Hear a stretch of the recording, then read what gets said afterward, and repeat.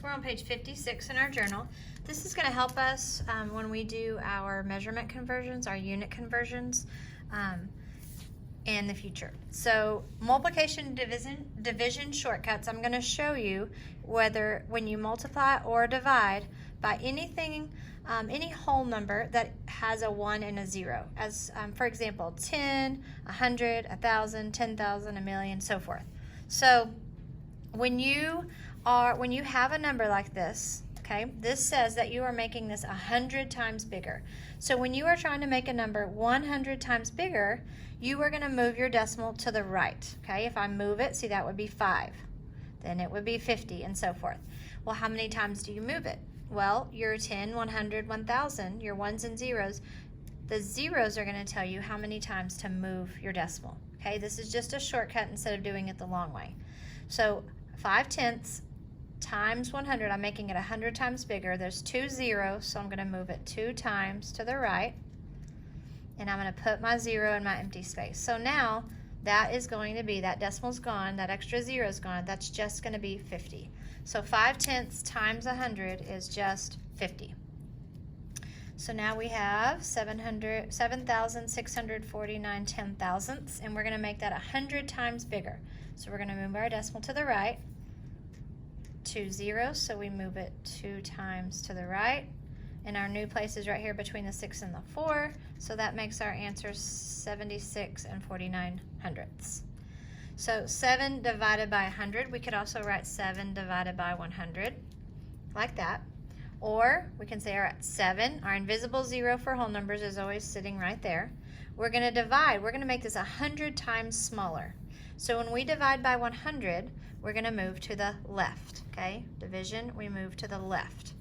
And we're going to move 2 times, so 1, 2, put our new decimal, put our 0 right here because it had 1 bunny hop. So this is gone, and now we have 7 hundredths, which if you read this, that's 7 hundredths, 7 hundredths. We just have this for a placeholder. So let's look at this next one. We have 2 and 3/10, and we're going to make it 1,000 times smaller. We're going to divide it into 1,000 pieces. So we're going to move to the left. 1, 2, 3 times because there were 3 zeros. We have 2 little spaces here.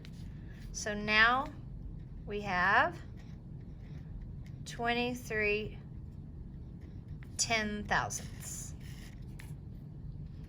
All right, on this next one, 1.5 times 1,000. So our shortcut is going to be multiplying. So we're moving to the right. We're going to move our decimal 3 places to the right. 1, 2, 3.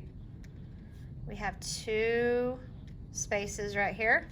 So now this is gone, and our answer is going to be 1,500. Now we could put our decimal right there, but it's not really needed. We have 2/10. We're making it 10 times bigger. Okay, we're making it 10 times bigger. So we have 1 0, and we're moving to the right because we're multiplying. So now I've just made that 2. All right, 6 divided by 100. I'm thinking it's going to be 6 hundredths. So we have 6, our invisible decimals here, dividing, moving to the left, 1, 2 times. 1, 2. So we have 6 hundredths. 6 hundredths. So 54 times 1,000, 54. Our invisible decimals here on a whole number. We're making it 100 times larger. So we're going to move it 2 places to the right. So now that's gone, and now my answer is going to be 5,400. All right, 54. My invisible decimals here. I'm going to be dividing by 100. I'm making it 100 times smaller. So I'm going to move it 2 places to the left.